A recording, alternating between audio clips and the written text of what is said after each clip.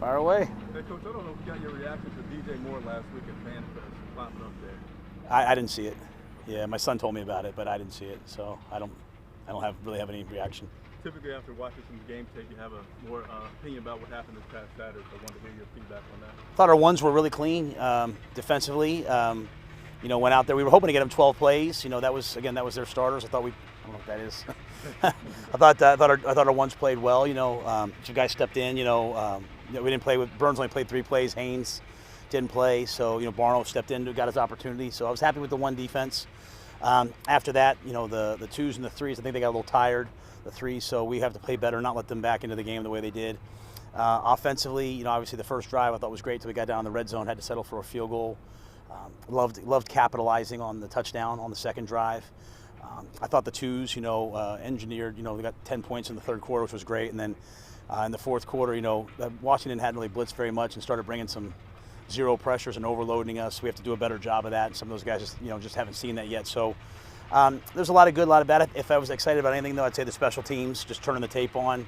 Sam Franklin, John Lovett, Mosby, Gio Ricci. There was a lot of really good special teams efforts. Shai Smith. Matt, how will joint practices help you evaluate the 2 quarterbacks, Baker and Sam? And depending on their workload, do you think you have an idea of whether or not they'll play on Friday night? Not ready to talk about the game yet. I think to me the joint practices are in some ways better than the games because you get so many different situations. Coach Belichick, for all of us other coaches, he's the master of situational football. So, they'll get a bunch of things thrown at them this week, and they'll have to adapt and adjust, and they'll have to react versus different defenses. We'll see a 3-4 base as opposed to our 4-3. So, it's unbelievably invaluable for all of our guys, and we're excited about it. Do you have live session? Live hitting in those things, or how far does it go? No, we'll thud. We'll stay off the ground. We want our when the ball's in the air, when the guy's playing the ball, not the man. We want to go up there. We want to be professional. We want to get a lot of work done. So, obviously be competitive, but we want it to be competitive the right way. And so our guys are great that way, and obviously the Patriots are the Patriots, right? We know that they know how to do things like that. So that's, for us, it's a great opportunity as an organization to go practice against them. Are there other specific things that you can learn better practicing against another team than your own guys? Thinking back to last year with Baltimore and Indy. Well, I think you have a chance to really measure some of your players, right? You have a chance to measure where you are, strengths and weaknesses of some different guys. Because again, we played one game. Some guys played 7 plays. Some guys played 30 plays. Some guys didn't play. In the practices, we'll get a lot of reps each day to really evaluate our guys versus another team. Again, different schemes. I think that's important as well. Are there any particular situations that you're looking at watching over the next couple of days with Windy? I think just continuing, we'll get a lot of different things, but, our 2-minute offense and defense, and, our first team defense didn't really get a chance to do 2-minute in the game. Us having a chance for our one defense to go against their one offense into a 2-minute end of game scenario, that's really valuable for us. How'd you come out injury-wise?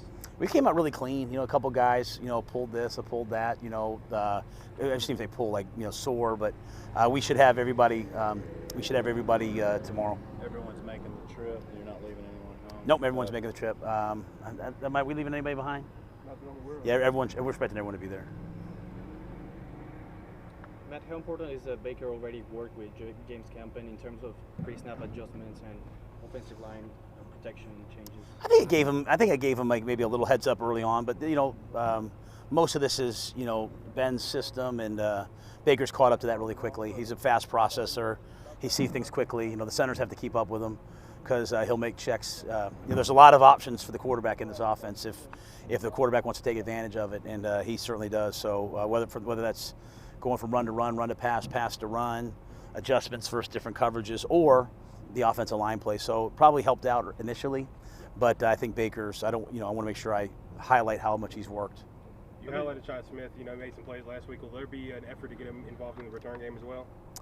He was the second returner last week, and so he'll be the second returner again this week. And Chuba, he was the third kickoff returner, second punt returner, and he'll probably have those same roles again this week. We want to make sure Andre gets a chance to field a punt while he's when he got out there was like a 3-8 hang time, hit the ground. So we want to make sure he has a chance to catch some balls as well. What's the quarterback rotation plan for the weekday? For the practice this week? You know what? We're probably going to we haven't decided 100%. So we're both guys are going to get reps. How we do it, whether it's by period or by day, we're going to decide that today in meetings this afternoon. So just want to make sure both guys get 2 minute with the ones and all those different things. So we'll probably break it up by period. But we haven't really gotten all the specifics of that yet. We'll do a couple more. Didn't Coach McAdoo call the game from the press box this last night? So is that set? I know he's normally been a sideline guy. Yeah, he's trying to decide what he wants to do. Last time he was calling games as a head coach. Obviously, he can't go up there. Right. He was up there for Fan Fest, and I think he was kind of miserable all alone. But I think he liked it in the game. I thought he was in tremendous control. I mean, he was in tremendous control during the game, giving the quarterbacks, hey, here's the play. Hey, you can always get to this. So I'm hoping he likes it up there. But at the end of the day, whether it's him or Phil, I kind of always tell those guys, hey, go where you're more comfortable. Really? So you let them have that. Yeah, there's up in the box. It's much more antiseptic. It's much more emotionless. But between series, you don't have a chance to really sit down with the guys and talk to them. So there's give and take. So Ben's working his way through that. Is Baker? He said after the game that the botched exchange was 100% his fault. Was it really? Yeah, I think that's always going to be on the quarterback. And, the great thing is our center will say it's on him. Yeah. But I think when you look at Baker, he's always going to take accountability. But yeah, I think that was on him.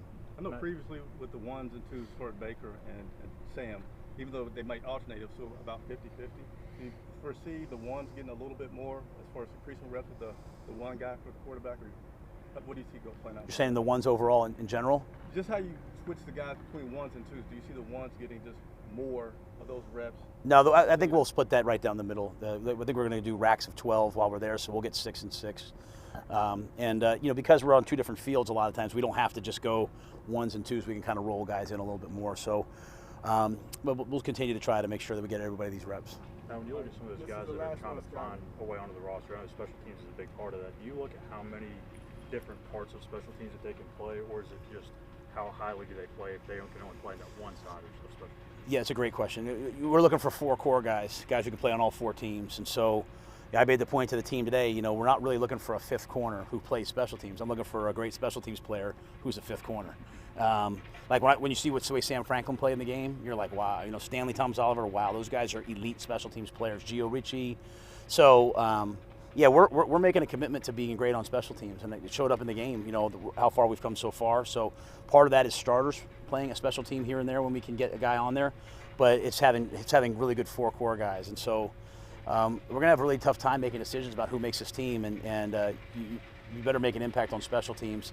The only change that sometimes the big guys can't do everything, but those wide receiver, DB, running back type guys, especially the DBs and linebackers, we need them to play on all 4. All right, thanks guys.